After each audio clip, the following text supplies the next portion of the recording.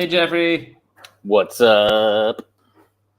Are you getting sick of that theme song yet? Because I still kind of am not sick of it. I was gonna say no, not even a little. But let me pitch you an unnecessary waste of money right now. What if we go back to Steph and Noah, the brilliant minds who wrote that and recorded it, and we ask them to just like update it? Like, what's the 2.0 build on the original song? Are you feeling like, or is that maybe like a beginning of next season thing where it's like a new coat of paint? Maybe. I mean, but I always kind of like, the shows that do that, like The Wire. They had like an amazing theme song, like "The Devil Down in the Hole," and then they like remixed it unnecessarily for every season, and it got worse and worse and worse and worse. And I kind of hate it when other shows do that, because I feel like other people aren't as bored with our thing as we are. Although, interestingly, we're like we should put on the video like a fake little skip intro button, because we're like the only intro that like you can't skip. Like, I mean, I guess you could skip it on the podcast because everybody fast forwards, but yeah. I feel like that's the one part of the podcast that someone wouldn't skip. The talking that comes afterwards, please. I wish we could have an AI that cuts out all the bullshit we say that's unnecessary. I do think that sets you up. It sets us up for failure a little bit, because it sounds so good and so professional. You're like, oh, this is going to be like a good podcast. And then you're like, no, it's not going to be that good. It's like when a loser has a good opener on a dating app. He says, not from experience at all. Speaking of bad podcasting, can you hear the loud dryer going on right next to me? Should I shut that off? I'll shut that off. Yeah. Antic for a little while. I can vamp. So, Jeff, don't say a word if you agree with what I'm saying here. But Arsenal are gonna lose the title, and if anything, it's fans like you. Oh, you're back. I thought I was gonna be able to get your consent on a couple of things by your silence. Legally, you can never. It's a thing. All right, so should we start the podcast over from scratch? Yep. All right, this has been a strong start. If you've been listening to the pod, this is what you've come to expect. But let's start with our first topic. And I think these matches are kind of in order for each of our clubs. But there was a Manchester City. Just refers to us arguing about the title music, right? We're just the title. We're going to fight about the title of the show, which I set before you even log on every single time. Don't judge. Yeah. To be fair, I'm always like, yeah, that's pretty good. That's fine. That is just pretty good there. Pretty good. Well, I think we've had such titles as Ronaldo and Greenwood. So, like, what is there to say?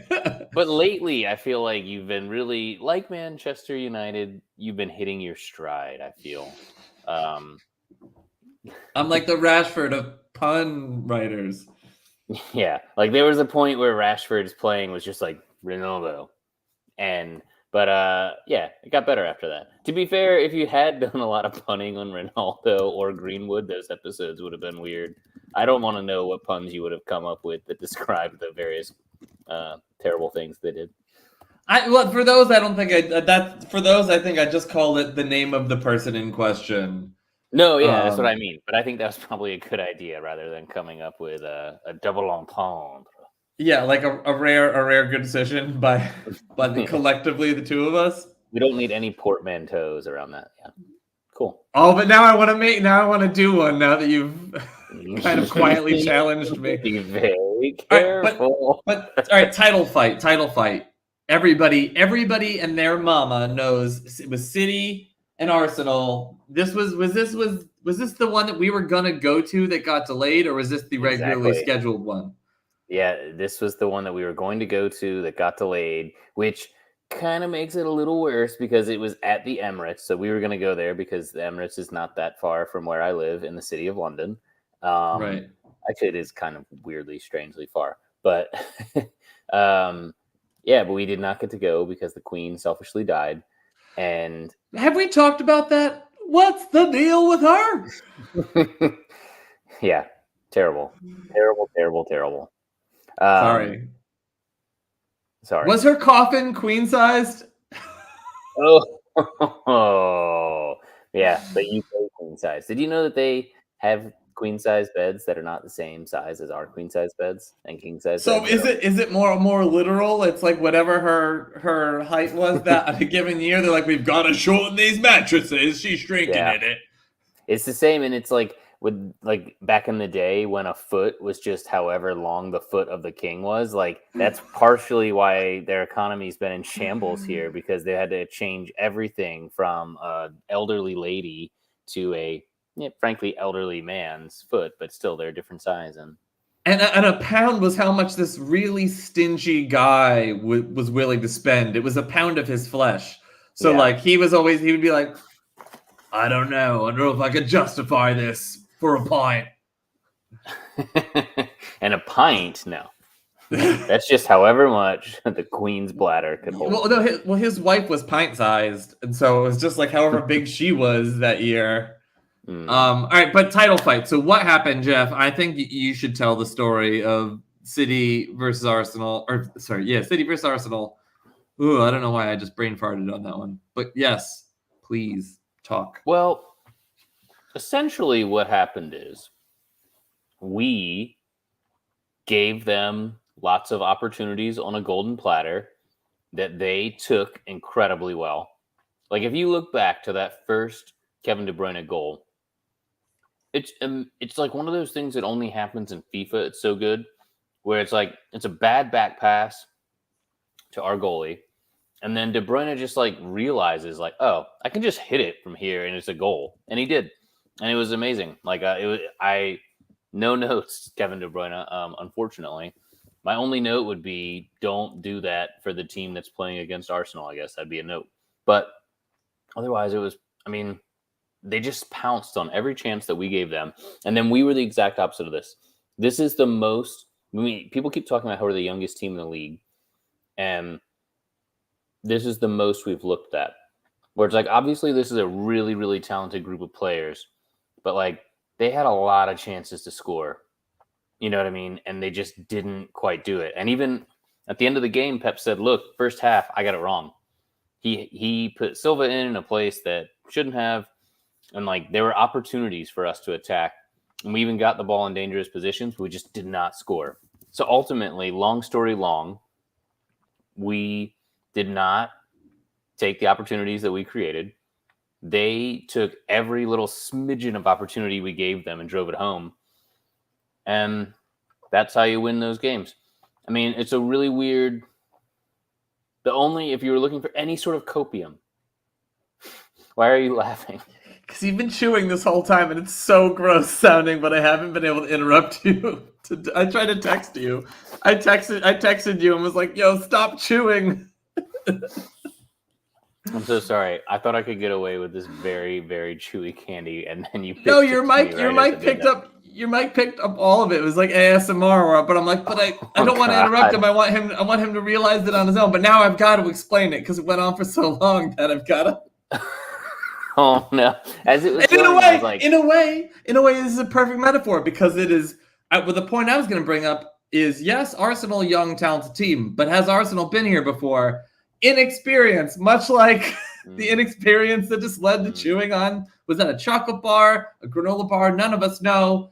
Maybe if we listen again, we might be able to figure it out. But in a way, it was the perfect metaphor for like. There's no doubt Arsenal is a talented team, but City has won how many leagues out of the last available X number of leagues? Most of their players, 4 out of 5, right? Yeah, and it's not all their players. They're Haaland is new. What's his face? The other striker's new, but like they've all been here, done that. When really you've got like essentially Jesus and Zinchenko are the only two title winners in your squad. Or wait, I guess you could say what's his face from Chelsea has won one, right? Jorginho. Yeah. Yeah, I suppose. And to be fair, like I think he could end up being a massive story for Arsenal. I don't want to sidetrack it too much before we like finish talking about this game, but I think that like the more I've seen of him, the more I think like that is exactly what we needed to like just be a stopgap for Party. So I think that is huge that we have him, because it used to be, I mean, I think that he was one of the excellent use of the mute button there. Just like that's championship. Oh, is this caliber. revenge? This is revenge with ASMR. You're like, he just pulled off a fucking sneeze. No one's gonna know about it. I gotta revenge. Except those who watch on video, which that person hasn't logged on yet. We usually have our one. Yeah, but I almost want to interview that person, don't you? Like, what the fuck's wrong with you? Why are you? Please get in touch with us at Tweet the Soccers if you're the one person that watches this live streaming every time. I'm sorry to single them out in the middle of clearly what is turmoil between the two of us. We shouldn't be picking on Soccer Pod listener 2479, but like, I'm sorry, you walked into an empty bar. You got attention. Boom. All right, sorry, Jeff. Back to Arsenal City. Jorginho rant aside, but the comment was you're obviously still leading by a number of points, and then you've got that game in hand. But if this goes down to more like squeaky bum time, like if the title race is a point between two teams and maybe 3 points between three teams, which it could be a week away from being at any given time, like. Will the Arsenal players, most of whom are young, most of whom are excitable because holy shit, none of us expected we'd be, leading a title race this year at all. Like probably no one believed that would happen internally. And so does that get to you a little bit? Like just being in third place is freaking me out. So like I can only imagine very young players being in the middle of all this, it being a lot to balance. It does. It does freak me out. I'm sure it freaks them out. And I don't know. I think that there's a lot, like as we played that game, it felt like that was the championship game, or at least like the sort of first leg of the championship game. And it's the home leg. So you'd hope to not lose that one. And we did lose, and it wasn't that close. And you thought, oh, like we've just lost the title. But then ultimately, that is not how this league works. As much as the narrative that we create in our minds is like team versus team, like this is a league where you win it if you beat the teams, if you beat every team that doesn't make the Champions League, home and away, then you win the league. You know what I mean? Like more or less. But that's not going to happen, right? Because you've already lost to Everton, and I'm not saying that the rest of your record's great, but like. Every match now, it's not just you against, I don't know who you're playing next, Palace or whoever it is. It's your players handling of the pressure week in, week out versus Manchester City's players handling of the pressure week in, week out. In a way, it's the meta game. It's just such a consistency battle where it's like your ability to never, like, you know what it reminds me of? There's this really weird fucked up Roald Dahl story where James of the Giant Peach. Yeah, ever heard of it? Actually, all of his stories are fucked up and very controversial right now. Ooh, but I don't want to put a tangent on a tangent. But you've seen that story, right? The title for this episode is just Roald Dahl. It's like the third in like the Greenwood Ronaldo. Apparently, he is actually kind of like a terrible person. But anyway, the story in question, before I get too sidetracked, is there's this guy who. He's going around, he's at like a resort, and he's betting people this beautiful car that they won't be able to flick a lighter successfully 5 times in a row, which is something that all of us, more or less all of us know how to do. His lighter? Or a lighter that anyone can produce? I don't remember the detail. Because if it's his lighter, like other guy's he lighter. Fucked with it. Like this guy's like, he's like kind of like I'm like enjoying my fancy lighter guy, but the other guy is basically like a game. But the bet is you either flick the lighter 5 times in a row, something you can easily do. Oh, but sometimes it doesn't light because then there's always that one. Lighter. You know what I mean? There's always that one weird little like I don't know. It's like I don't even know what I did wrong, but it just didn't work. I'm a weed smoker. I know what you're talking about now. Okay, I'm with you. And he said if that happens, then I get to cut off one of your fingers. And but who wants that? It's a weird story. Yeah, but he does. And it's like, But I think that is ultimately how you win the Premier League. You just flick the lighter correctly over and over and over again. And even Man City, as good as they are, and if I'm honest, I think that if we restarted the season today and sort of auto-simmed it back, I don't think that Arsenal would be on top. I think that City are the best team in the league. I think that the last 5 years worth of results would also indicate that. But they have the same, everyone's lighter doesn't light sometimes. And they, as I'm sitting there and I'm like so upset about the way that things have gone and thinking about how, we've already lost the league and now I've bought these like tickets to go up to see the away leg of this game. And by then we're probably going to be like in third place, barely hanging on to the Champions League or something. And then they screw up against Forest. And like Forest at the beginning of the season, everyone kind of thought they were going to be the worst team in the league. And here, Spurs. No kidding. Yeah, always. That was a joke. It's Chelsea or Liverpool.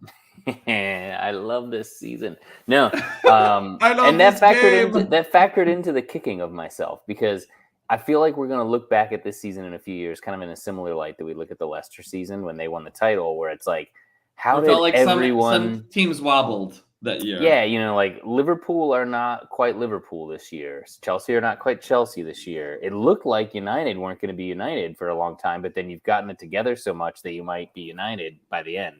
We're currently very divided. But yeah, so I was so down about it, and then City slip on a banana peel, and so it's like I was really depressed about this for spending 2.5. Well, you're burying the lead a little with that. Sure. In that we didn't say what the final score of Arsenal versus City was at all. 3-1, I believe. 3-1. So City played really well. But from what I remember, there were long periods of time where Arsenal was the dangerous team, and like it was like you were like a boxer who kept landing punches. But City was basically just having their arm cocked and ready to like deliver a haymaker or nothing, and then they landed a couple of haymakers.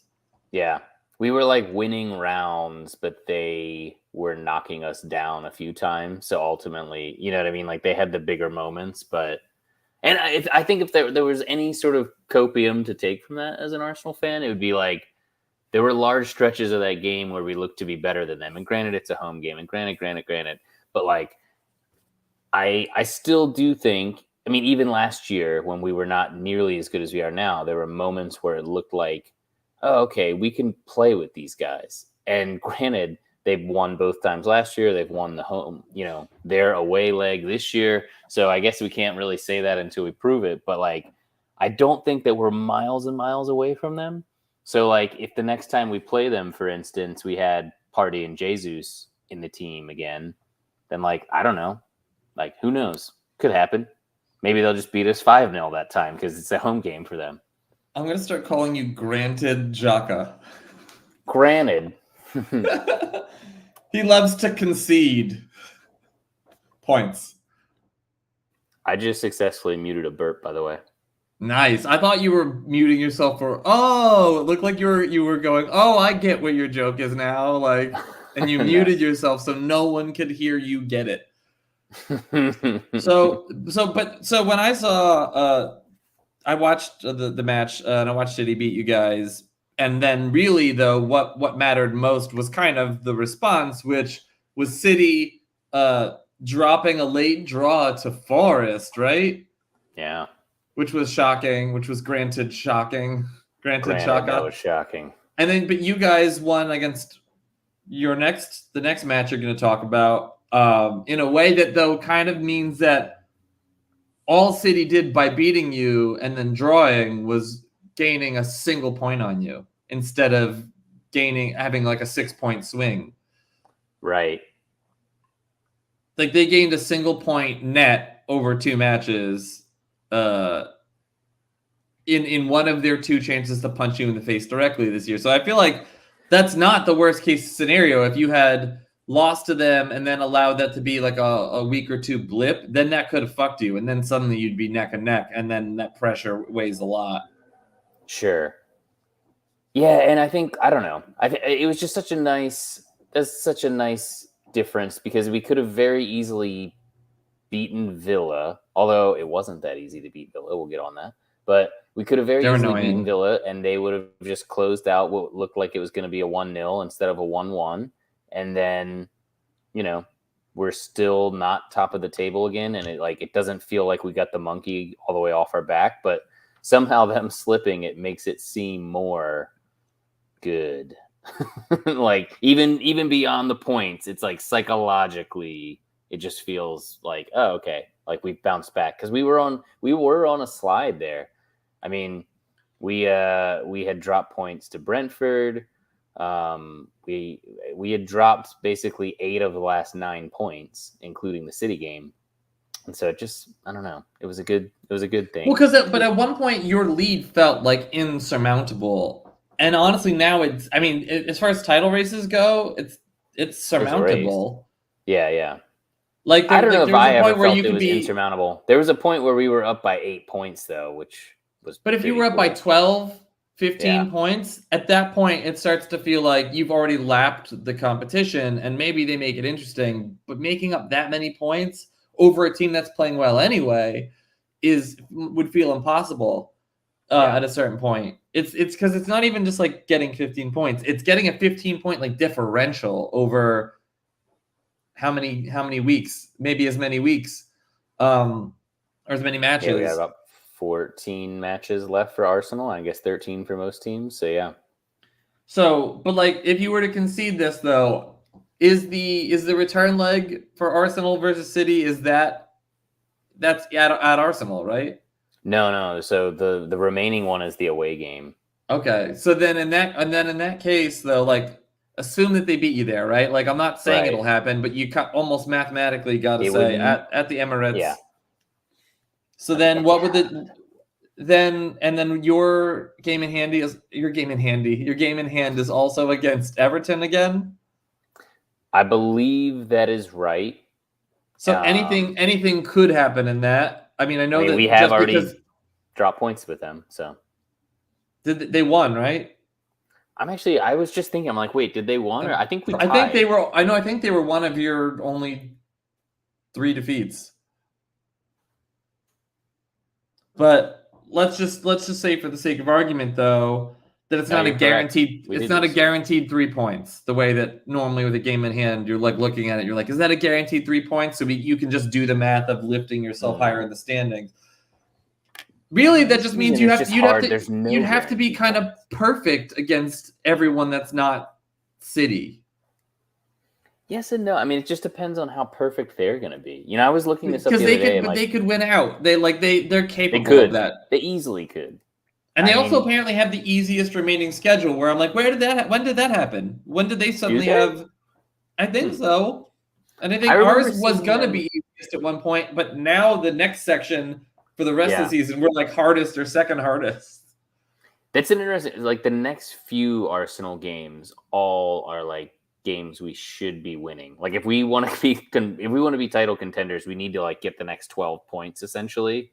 Yeah. And I think it would be interesting, like if City were to drop any points during that spell, and we, if suddenly we're 3 or 4 games up, or 3 or 4 points up on them with a game in hand, or 5 or 6 points up without the, then I think at that point, then the pressure is building on them, because then it's like, all right, how many games do we have left? 10, But we'll see. I don't know. This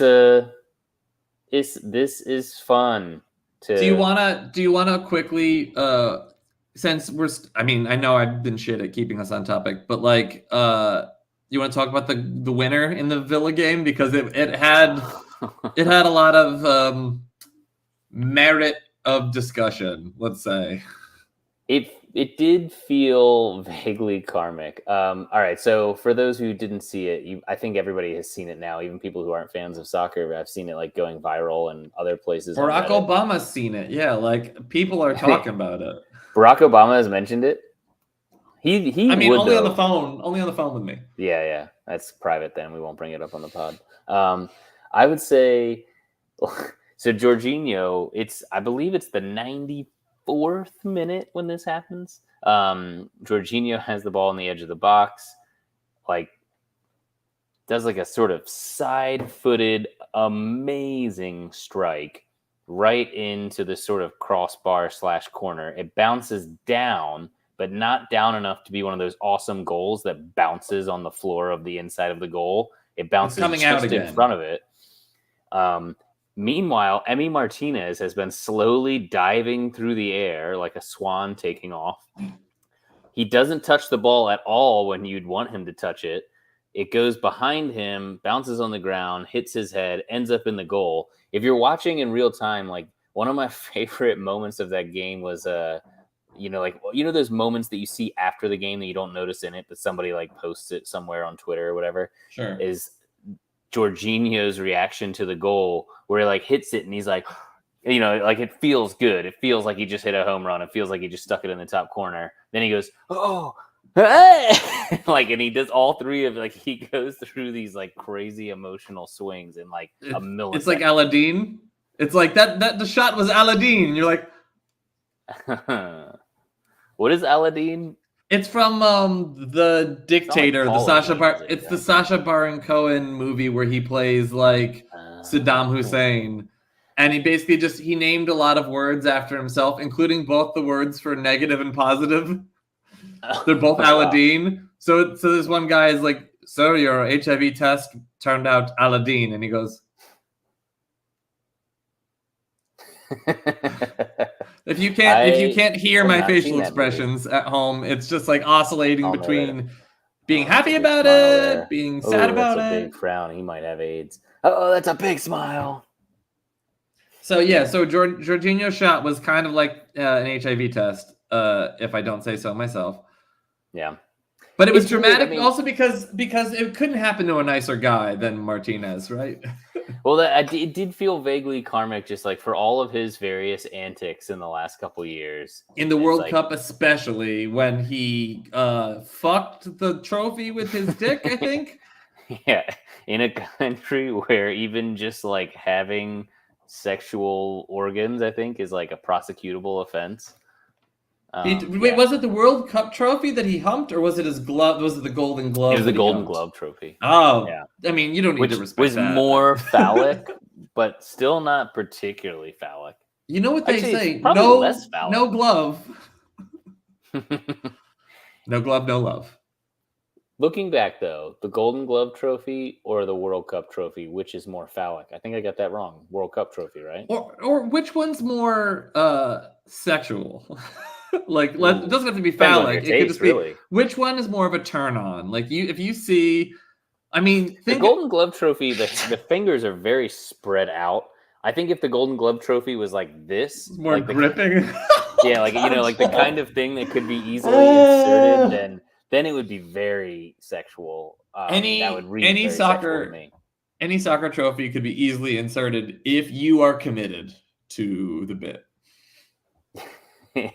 I like that it's a bit too, and it's just a joke, bro. It's a joke, bro. It's a prank.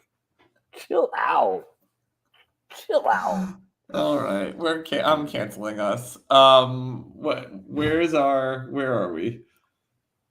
All right. I was just going to say that I think that even though we scored 2 late goals, I feel like the score line was like weirdly deserved in that game, where we just like couldn't buy a break, and then somehow we got 2 at the end. But I feel like we deserved to win that game. We were dominating. We had a lot of shots that should have gone in. So closing. Newsflash. Arsenal fan thinks Arsenal deserves to win match tonight at 9. I made it like a newsy kind of voice, but then I announced a broadcast time slot.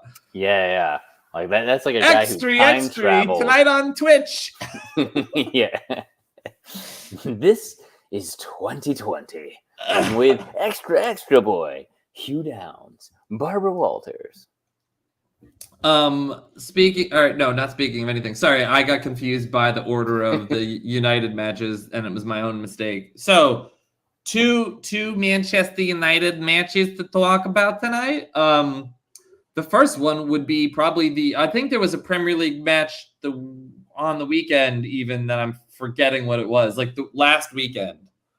The weekend before? When you were playing against City. When you were playing against City, I don't know. That was midweek. That was a midweek game for us. So that was when you were playing Barca on Thursday. Okay.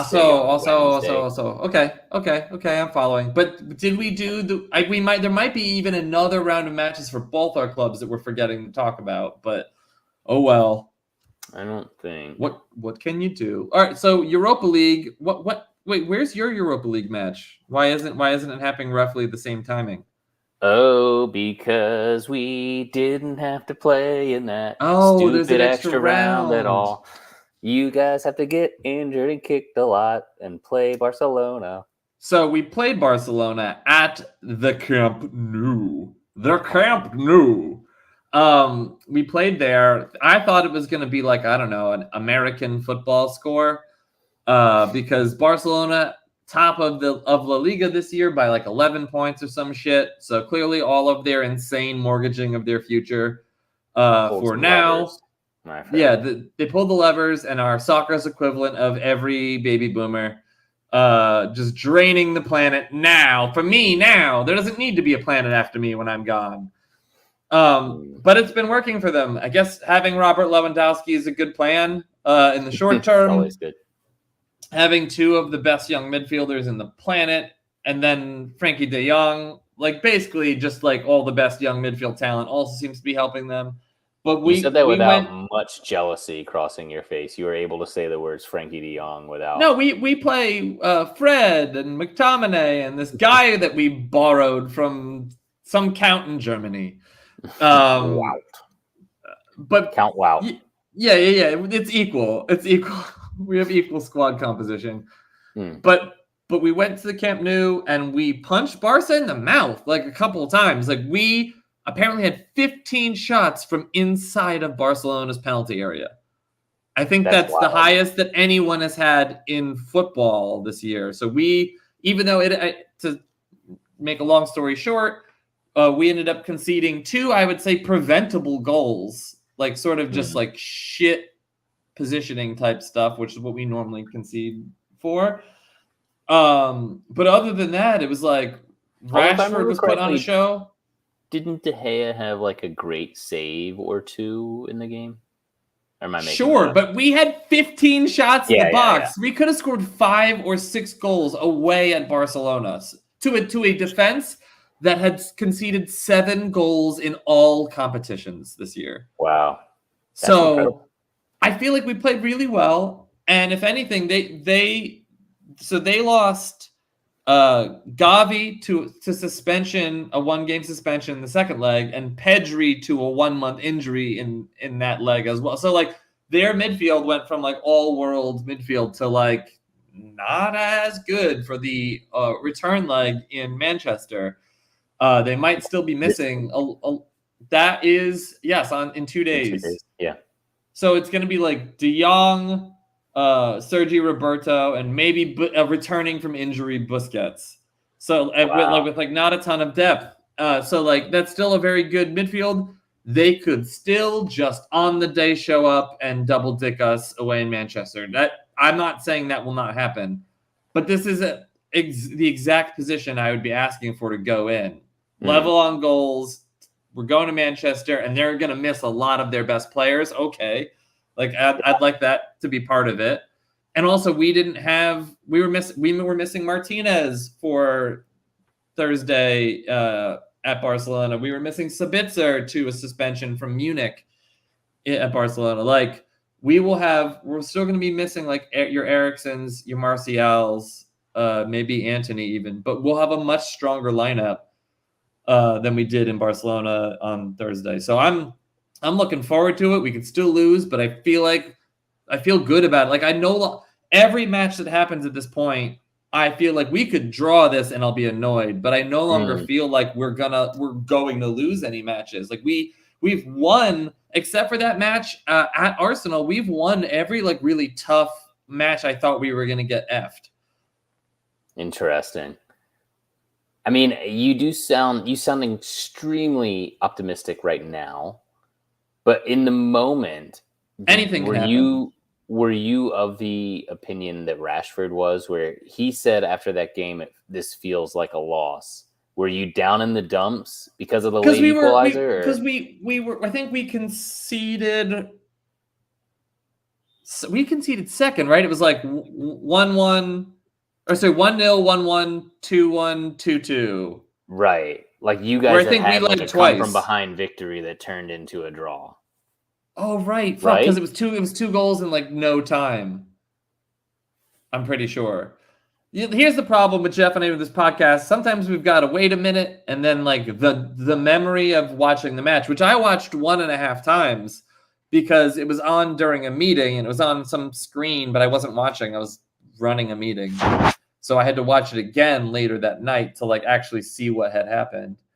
It's not a great idea for us to do a podcast if we don't know what the fuck happened in our matches. Timeline.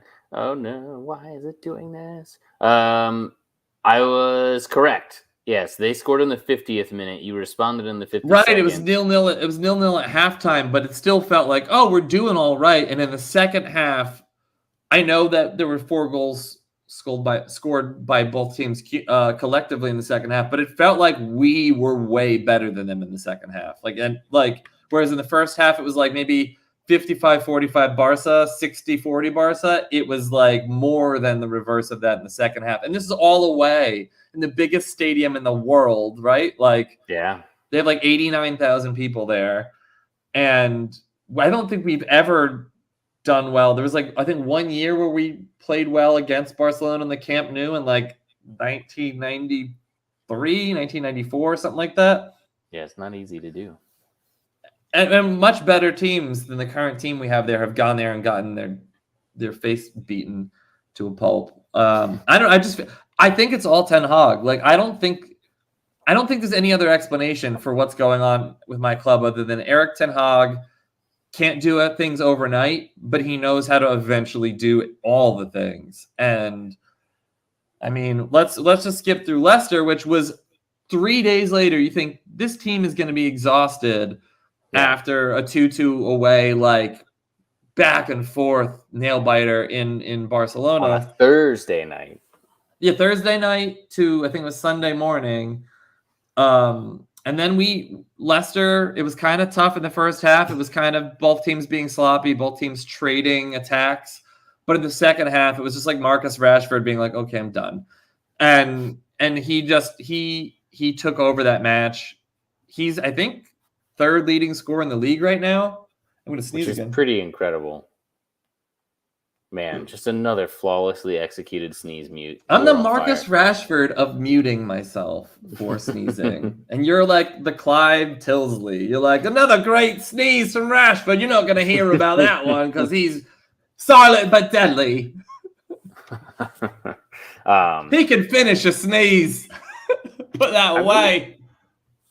To your point earlier about Ten Hag, is there anything, I mean, with a magic wand and the benefit of hindsight, is there anything you would change about what he's done this year? Because I feel like he's inherited such a crazy situation this season with Ronaldo and all that. And I feel like as much as the team looked pretty bad for a little while at the very beginning of the year, like, I don't know if there's anything I'd change about, it's like he kind of had to go through this forest, I can criticize 2 individual elements. And one was playing Casemiro when he got that yellow card suspension, which made him miss the match against you guys. I think that was a pivotal decision. We still dropped the points against Palace despite playing Casemiro and then lost him. In a weird way, though, to dwell on that one, the fact that you ended up dropping points against them, even with him. But we could have taken 2 points. We could have taken 2 points off you. We could have beaten you with Casemiro. Maybe. Like, he's the best player on our team, and I would argue he's arguably league MVP for this season. And the fact that they were able to equalize, doesn't that argue for the fact that you had to sort of keep playing strong against them? I don't think so. Sort of supporting the decision, even though it didn't go the way. Like, he didn't sort of get the reward for. No, because also he got subbed. I think he got his yellow card and then he was subbed off, and we conceded the equalizer after he was subbed off. So that was it feels like you still kind of got bit in the ass for that. I'm not saying Ten Hag fucked up. I'm saying Monday morning quarterback, seeing everything play out as it has from the future. I wish he had handled that slightly differently. but Casemiro could have gotten suspended during the Arsenal. Like, it could have just come at an inconvenient time anyway. Sure. And also, like you said, he had to like sort of figure out the squad and go through those first 2 matches. But those first 2 matches where he was playing Maguire and shit, like, we threw 6 points in the garbage. Like, we're our next title here, #MeToo title race, means like United, I think, is just on the edge of, like, they're in the conversation. Are they likely to win it? Mathematically, no. But they're in the conversation, and we would be dead net. We would be ahead of City, and maybe either a point or 2 off you, just if we hadn't thrown those 2 first winnable matches away, like trying to give everyone a fair chance. Like, some of these players got a fair chance over the last season, and they didn't deserve to start on day 1. But that's it. And I think I don't think you can look at another manager and even give them that high of a batting average. Like, everybody's fucked up, dropped points. Even Pep's like over meddled, like that. He's constantly guilty of that, and just sort of wins because of his game plan is so honed, and he's got an embarrassment of riches. Like, I feel like Ten Hag has screwed up the least. He just has had less to work with, and that explains like why we are where we are. I think he's that good of a manager. He has some car donuts instead of full tires on like where wheels should be. Like, he is plodding along with multiple lone players that are starting week in, week out, that are not at the level of any of the teams that we discuss. Like, I feel like in a way he's just overperforming from what anyone else could do with this situation. I genuinely believe that. I absolutely agree with that analysis. I mean, because I really thought that you guys were going to sort of pull a Spurs where he was going to have results that weren't this good this season, and then you guys were going to fire him. But deep down, like, the timing wasn't right for him to come to Arsenal, but he was always like one of the managers that I just think he's one of the best managers in the world. And I think you guys are lucky to have him. And it's unfortunate that seemingly everyone in Manchester has realized that now, because now you'll probably hang on to him and have a lot of success for a long time. And I don't like that. I don't think so. I think when he was talking about Barcelona during the press conference, he was speaking very flatteringly about Barcelona. And I feel like if he is as good of a manager as I think he could be, of course, most of one season isn't enough time to really give someone the Fergie Pep treatment. Like, it just isn't. Or even the Wenger treatment. Like, you need decades, or at least a decade of like strong performance to show that it wasn't just a flash in the play. Like, Claudio Ranieri won the Premier League with Leicester. Nobody wants to hire him. Fired like the next year, I believe. Yeah. So but if he's as good as I think he is, because I've just witnessed his decision making, I've witnessed his man management, I've witnessed him tactically change almost every game where things aren't going well in the first half. He makes adjustments to formation, to style, to personnel, and then we play better. Like, it's very rare that I can't really think of maybe but 1 or 2 times he's put someone on and anything but the intended outcome has happened. It feels like he's playing FIFA in a way that I'm like, oh no, like some bigger club is got, like, bigger meaning like the size of United, but more money, world stage, like your Barcelonas, your Madrids, the rare clubs that could steal the Ronaldos and the whomever away from us during our peak years. Like, someone's got to them and Bayern. I think someone could go to him, like a club that he does have like a romantic heritage with, or about, like, as a Dutch person, you grow up loving Barcelona because of Cruyff and all the other like great Dutch talent that's gone through Barcelona. Your Memphis Depies. But like, I could see Barcelona, I don't know, pulling a fucking lever and being like, here, we'll give you a big transfer war chest and we will triple your salary. You're in charge of everything. And he could go, okay. Like, I'm not saying he'll do that now. It's just when someone's that good and you're not the best club in the entire world on form and money and prestige all at the same time, you have a chance of losing them to whoever is that. Right. Sorry, it was a long-winded. I'm worried I have a significant other that's too attractive for me now. How long is the deal that he's on? Do you remember? I can't remember. It's like either 3, 4, or 5 years, but I want to say it's not 5 years because how many times have we given out a 5-year contract to a manager we've had to fire in 10 months?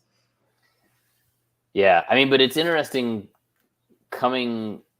which side it's coming from, because I feel like you guys you're paying like something like crazy, like $25 million a year for managers that aren't managing you.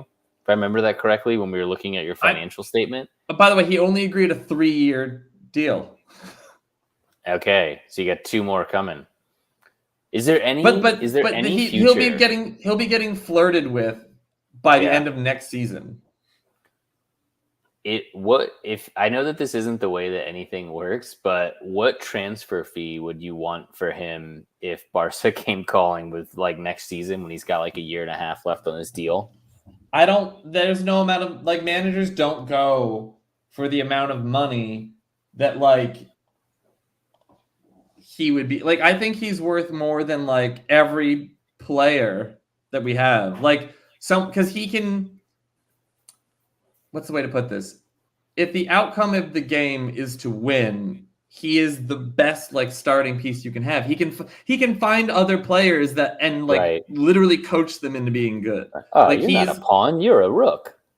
Or if like, he is a queen. We should just start calling him a queen. Queen hog. But how much did Potter? Wait, what was Potter? 20 million? Wait, well, but that wasn't a transfer fee, was it? Yeah, he was at Brighton. He had a contract. Wait. That totally flew under the radar. Yeah, Chelsea paid Brighton for Potter. But that is how much did Chelsea pay Brighton? 15 mil. They didn't let their desirable manager leave mid-season to be nice. I didn't realize that was a thing. When I brought that up as a joke. I never. All right, I've seen things between 15 and 22 million now. Let's see. That's wild. Wonder what the record manager transfer fee is. Look, it's 20 million pounds is what they paid to Brighton mid-season. And Brighton were probably thinking, we got this other guy. Don't worry. We think he'll do great. And he's actually been De Zerbi. Zerbi's gotten mentions on this podcast. Yeah. Top 5 manager transfer fees. Jose Mourinho from Inter to Real Madrid. You're dropping in and out. Is your internet okay? This is great for a podcast. But as I was trying to scroll down, Jeff accidentally loaded a video. Every soccer website is just takes all the bandwidth, doesn't it? Like, you ever go? You probably don't, because you don't follow a London-based team. But you ever go to football.london or whatever? That website is syphilis. Why would you go there? The worst. Because they have like really intriguing clickbaity titles, and I want to know. But then as soon as you click it, your computer, like, you can just hear the fan kick on, and you're like, oh god, this isn't going to end well. If it's not on Reddit at this point, it's probably not worth either of our attention spans. That's my filter. If it hasn't surfaced on the thirsty ass Reddits that our teams both have, is it news? Yeah, we like literally are like following players' flights around and stuff. Yeah. Well, the Arsenal subreddit. You ain't got nothing on Morgan Schneiderlin medical vial of Bloodgate, which was some like medical technician was taking pictures of the names on the blood drawn vials to show who's getting a transfer medical done. Wow, man, that's pretty bad. Good times. I mean, in the end, I kind of wish he had failed the blood test, knowing how that transfer worked out. We heard about Alexis Sanchez through Alexis Sanchez's hairdresser, which I always loved. I think that guy's still tier 1 on Arsenal. I mean, You've got to have multiple clients though, right? Because you can't just be, well, I'm tier one with anything Alexis Sanchez related. Okay, well, we don't care anymore. Funny you say that. My former barber, when I used to live in Shoreditch, I would go back. Highly recommend. There's like a really nice Turkish barbershop in Shoreditch. But that guy was saying that like him and his brother, they cut hair for like a ton of them. They got Aubameyang, like a bunch of. So basically, I have footballer hair. Basically, I have footballer hair. If I had just done that and I had like an Aubameyang style like star there, that would be funny. That would have been great timing. That bit for the whole, like just hedging it away. You've been hedging your bits. Gotta hedge your bits. All right, last topic before I ask you live on the air, Jeff. When can I come visit you again? All right, can you own an idea? Is the scrolling banner that's coming up? Someone is going to own Manchester United in a few weeks that I hate. Whether that's the Glazers still owning Manchester United. Oh God, I hate them so fucking much. I just hate them. I hate them worse than people who like drive on the shoulder and try to cut you off right before the exit ramp. Like they just want to skip the whole waiting process. I hate the Glazers more than I hate those people.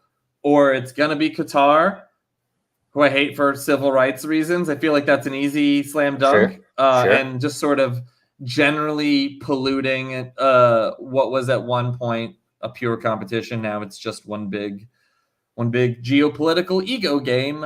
Or Jim Ratcliffe, who I thought I liked, but maybe I don't like him for environmental reasons. Maybe that's an equal reason to be like, you don't get a free pass just because you haven't, like, I don't know, taken away a woman's right to read. Like, you could still do bad things and be a billionaire who's done bad things. And so I was asking rhetorically, can you own an idea? Because I think that I am really, it's let's call it copium, or let's call it making my peace with the fact that in a few years there will be no clubs left that aren't owned by some horrible shit stain. So We're all going to have like City dove in. So yeah, we have them to thank for being patient zero. But like, I mean, it's first they came for City, and then they came for United, and then in the end, like it's that type of thing where like eventually it's like who's left to buy. The other big egos with money are going to buy that thing. Yeah. I have to say, just from like a purely pointing and laughing, like Simpsons laugh sort of style, the Glazers possibly buying the club was a twist that I just did not see coming. Like you can't write that. Like the idea. What do you mean? Well, because basically there had already been a press release from the Qatari buyer. So the Glazers aren't buying the club, Jeff. They currently own the club. They kind of are, because there's this other there's this other group that's swooping in with the money to help them. I mean, they're not buying it, but essentially they become the third suitor is the Glazers, which is like such a ridiculous twist because there'd already been these two others and it looked like it was between them. Part of me doesn't actually even believe that story is real because it doesn't serve them to give away part of the club to extend ownership of a club that is really only depreciating under their watch. Bless you. You muted it right after you sneezed directly into your microphone. Oh, but you didn't even turn away. You just like I was trying unloaded into it. If I turned away, I was definitely going to miss it. It would have been blind clicking. Oh my God. And whoever this person is on Twitch, you are a soldier. You were just literally slogging through the marsh. But so the Glazers have to spend $1 billion. Nice. The Glazers have to spend $1 billion renovating Old Trafford. The team itself probably needs somewhere between $250 million and $500 million in investment that's short to midterm investment. Like just to fill in massive holes and replace old players or players that don't fit this system, McGuire. Or there's a lot that needs to be done. That's money they would have to spend and that they would be trading away equity just to get no richer. just to keep the car moving. That's gas in the tank. Right. If they sell now, they get to cash out for all of that. And then that money, they can invest it into other things that will continue to make them richer and richer and richer. Right. Like it's the only reason two of the Glazers appear to want it, like they like the ego and power of owning like one of the biggest clubs in the planet. They do love that. The rooms that it's gotten them into, I'm sure. But they are universally hated. If they decide to stay now, someone will do something arguably regrettable, arguably deserved. Wow. I'm positive. Like the thing, the protests have been insane. People have like went to like Woodward's house, like when things were way less dire. So like if they're just like, oh, Ten Hag is doing well, maybe we'll stay around. Like someone will burn their homes down. I'm not advising anyone to do that. British football fans are fucking violent. Like they're like Red Sox fans. Leaving bolt cutters around the Salford area and seeing what happens. Am I? Or do you think someone could have that idea on their own? Do you think that American podcasters argue that the reaction of the Glazers should be more? Like, and British people are just like, we should listen to them. These guys don't even know what the fucking score was. Americans know a lot about soccer and are very influential in my country. I'm British. Let's make legal decisions based on jokes that they've made. Yes. But I just think that like if they think that they're gonna stay and the reaction will be positive or even normal, they're totally wrong. And I think fans of other clubs could see that. Like this would be like Glazers times Mike Ashley plus Hitler. Like it's the reaction would be pronounced to the Glazers faking everyone out. Which, by the way, short-term drove the stock price up because everyone's like, oh, the club's being run properly because it's not going to be owned by them soon. So people are buying United stock now to get in ahead of things being proper normal. But there was a central point, and it was you were laughing, but like, why are you laughing? If we get this money, you can argue it's asterisk money. But it's gonna fuck over other teams that don't have it the same way City and Newcastle having it is currently fucking over teams who can be as righteous as they want, but not qualifying for Europe will suck even if it's because somebody else spent like sports washing money. It's like, okay, but you don't get to go. Like, right. I hope that keeps you warm at night. It's like it's kind of been the only blanket I've had for years, and I can tell you I don't like that being the only blanket I have. Nearly warm enough. Yeah, it's definitely not. I mean, it's fucking cold.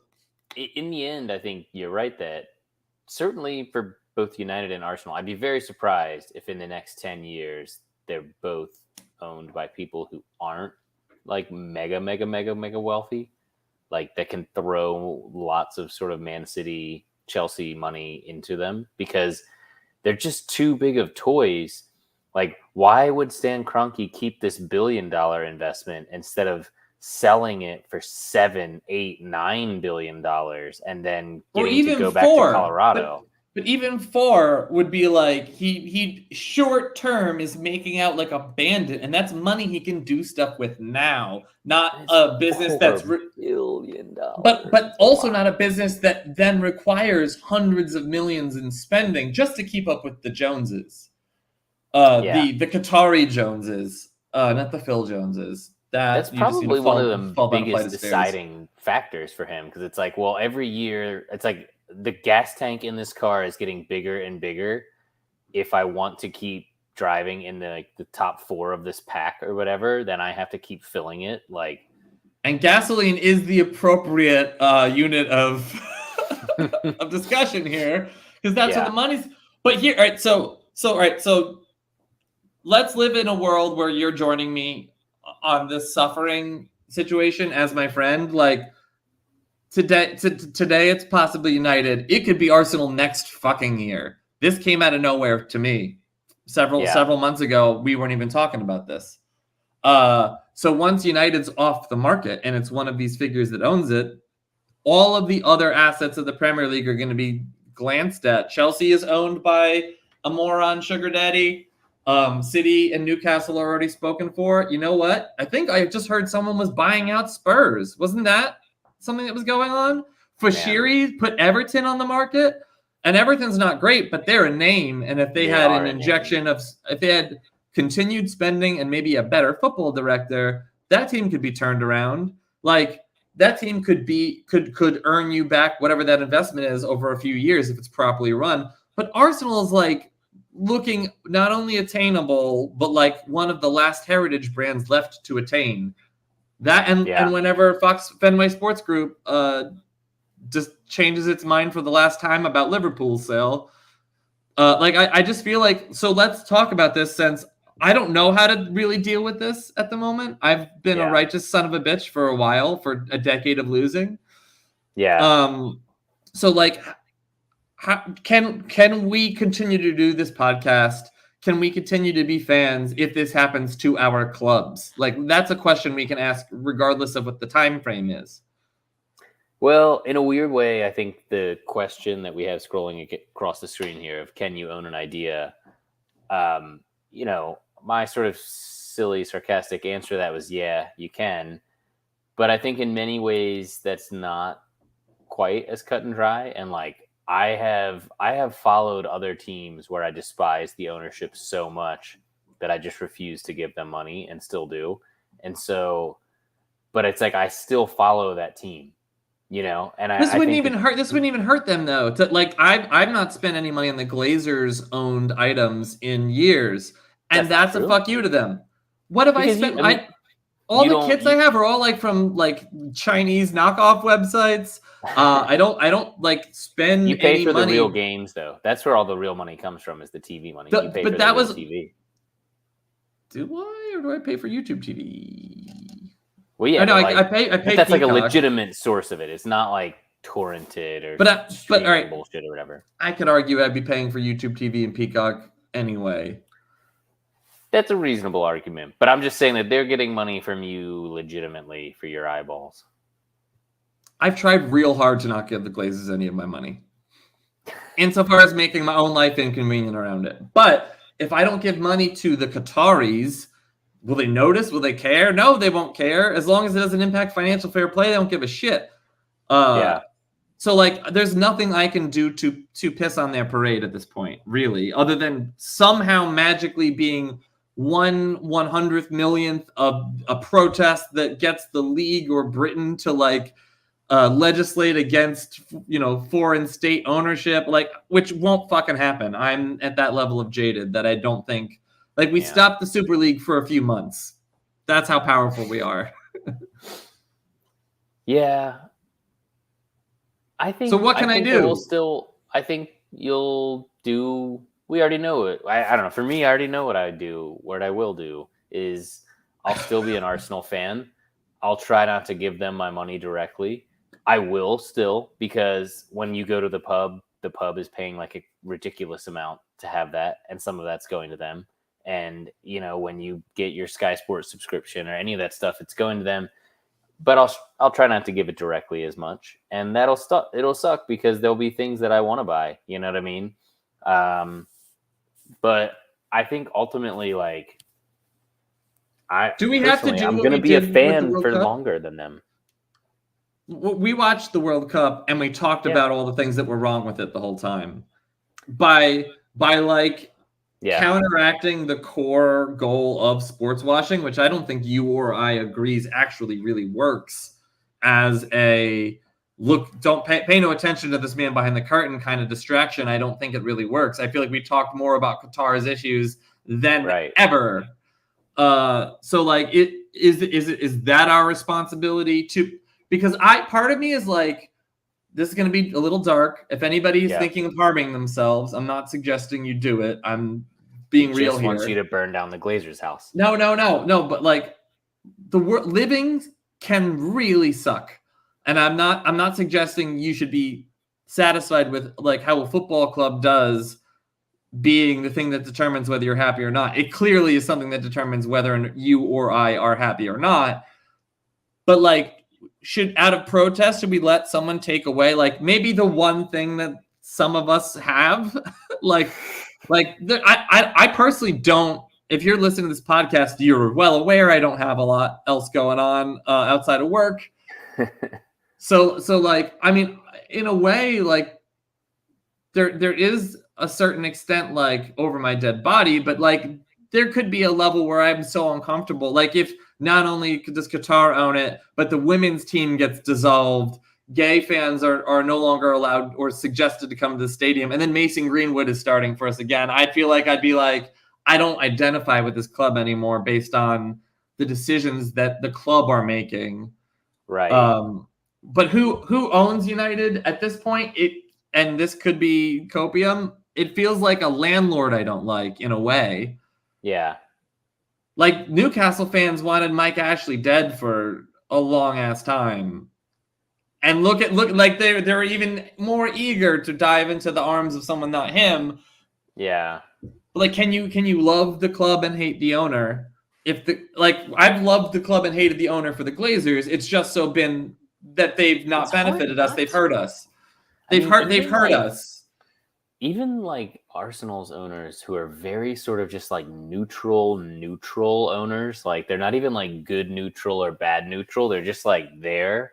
It's like people despise them, and it's basically Wrexham is the only club that loves their owners, and I think even that will probably not last forever. You know what I mean? Like it's just not a position that you're loved for.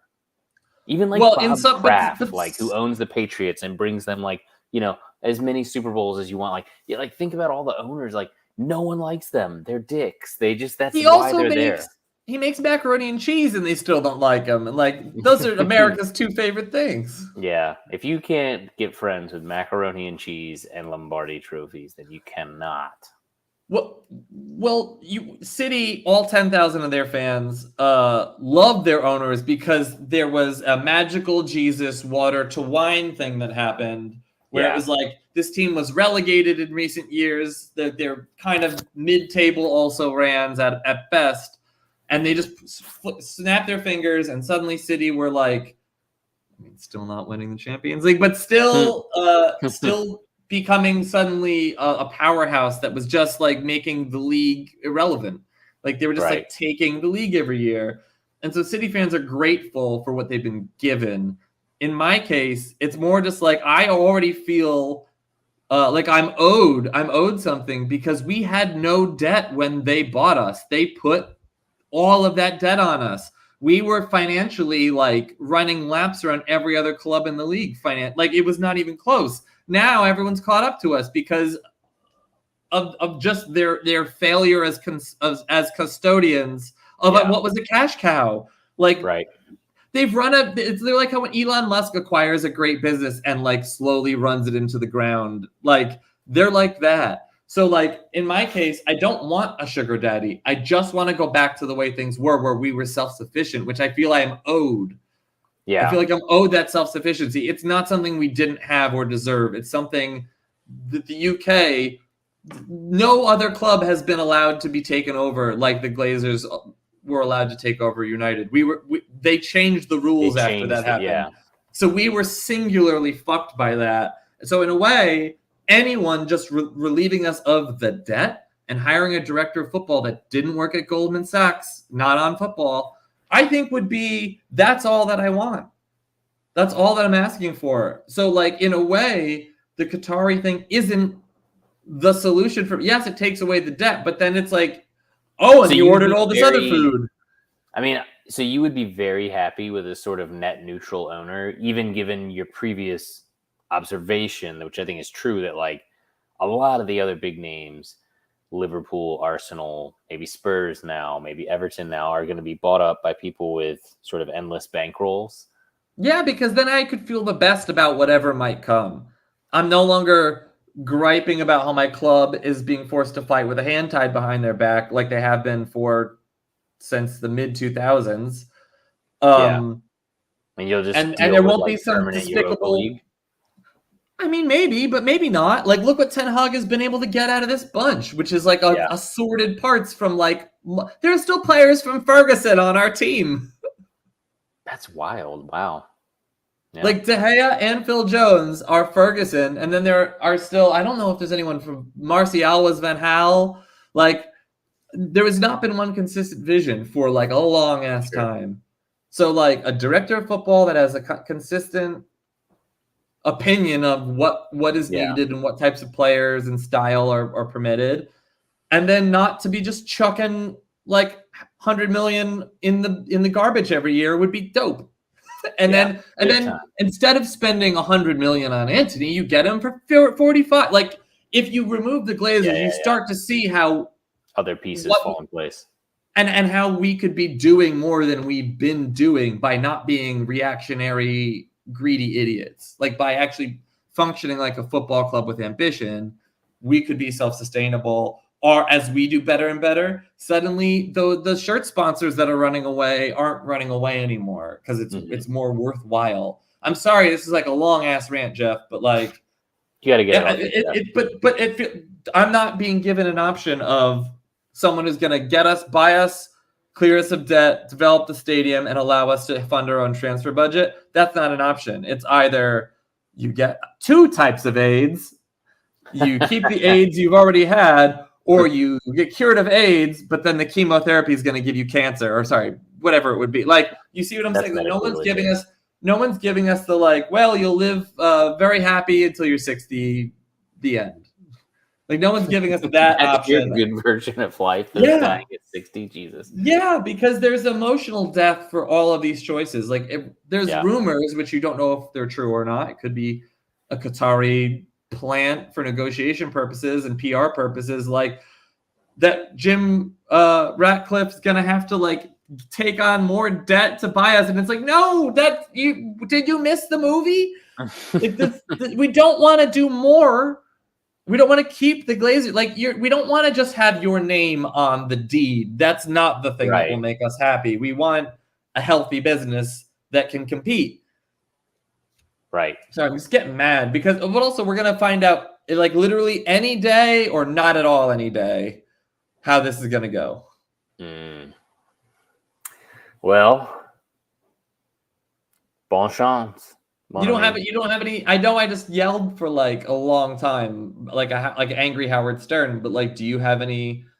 No, I feel like I was just sort of poking around the edges of what you're saying. And I mean, I'm with you. I think that Arsenal are going to wait until a gigantic cash in comes. I mean, they even had like a couple years ago before. It seems like now, we've said this before, but it's just like there's this zeitgeist of everyone is buying and selling clubs. But right before that, the Spotify founder, who's a huge gooner, came and offered $2 billion right after the Crunkies had just purchased the club outright.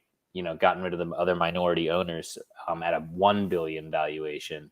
So they could have just had a quick double their money, and they didn't even look at that offer. So I think that they're in it for the long haul. I think they believe a lot of their own bullshit about, like, being a sports network. Yeah, of all the different, it's like, well, we also own the Colorado Avalanche. So can't you see how those two assets are going to like multiply off each other? And it's like, not really, but okay. I think Ineos owns a racing team. It doesn't help Nice in France that Ineos owns a racing team. Yeah. So I don't know. I think that we will. I have a feeling that we're going to be sort of in this very sort of frugal FFP kind of zone for a long time as a club, Arsenal are. And it will make me jealous if you guys have a giant sugar daddy owner. But at the same time, I will get to keep that threadbare blanket that you discussed called the moral high ground. And that's how you mix the metaphor. Jeff, but what happens when the league is like, let's say 6 Manchester cities? I look great right now for the video stream. If the league is 6 Manchester cities, I wonder if you'll start to get, like, you're in the middle of a great season, so maybe you're able to act more comfortable. But if you were in 7th to 6 checking accounts, how annoyed would you be? I mean, the interesting question that goes along with that, if you look at, like, money talks in this league, but it's very strongly correlated with when you're keeping your good talent. So, like, as your wage bill goes up, that almost directly correlates with your results. But the transfer spending is like, it's Monte Carlo. Like, sometimes it works, sometimes it doesn't. You know what I mean? Like, if transfer spending was all it took, then Chelsea would be in first place, but they're in 10th or whatever they are. I think it'll be interesting to see how effective they are. Because even if there are 7-man cities, are there going to be 7-man cities that are running themselves correctly at any given time? You're also forgetting about what happens when there's. Do you not remember Manchester City basically stealing all of Arsenal's like nice pieces at different points in time? Like that then happens when everyone's throwing around money. It's just like, well, Arsenal can't pay anything to keep Saka. Arsenal can't pay anything. If Arteta is a great manager in like the scheme of like Spurs are looking for a manager and now Spurs are spending stupid like Doha money. Yeah. Like, you see what I'm saying? Like, it feels like all of a sudden things that you didn't think were possible are possible because now the money we're talking about is disgusting money. Now it's Neymar spending, changing the game money. Like someone at some point is going to spend $100 million to get the best manager out from a contract. I'm certain of it. Yeah. And I think it's we're going a to be ways like, off what? from it. But it's interesting, like you said, like it might already be at the point where it makes some financial sense, you know? And it's crazy to think that, like, you know, not that long ago, like Ozil broke Arsenal's transfer record. Our transfer record before that was 15 mil. Like it used to be 20, 30 mil was like a kind of big signing. And now that like the current record is 22 million for a coach's transfer fee. So like, is it crazy to think that in the next 5 years you could see Ten Hag being sold for 100 million to Real Madrid? I don't think that they would ever choose to do that. I think it would be him just basically demanding it. Yeah. Because why would you get rid of someone that's doing a great job like that?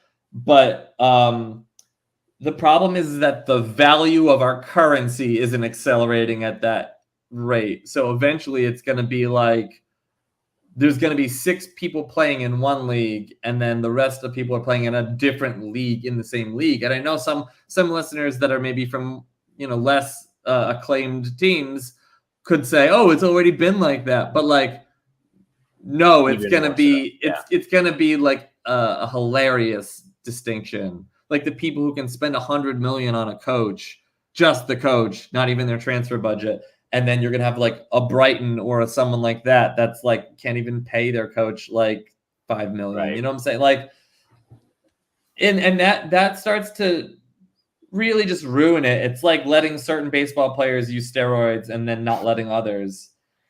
Yeah. I mean, which baseball did. But I don't know, man. There's no way we're going to find an answer to it during this podcast. We're not solving this one, are we? But I'm already cheating that I'm going to keep watching United and support the idea while feeling really guilty and uncomfortable with it no matter what. Yeah. Yeah. No, that's exactly what I'll do when it happens to us too. Bollocks. All right. Should we play the song? Play the song. You look like you have to go poop. Meet the Suckers. Meet the Suckers. A soccer podcast that probably won't last. Meet the Suckers. Meet the Suckers. Schuyler and Jeff don't know how to rhyme. Meet the Suckers and chat shit today.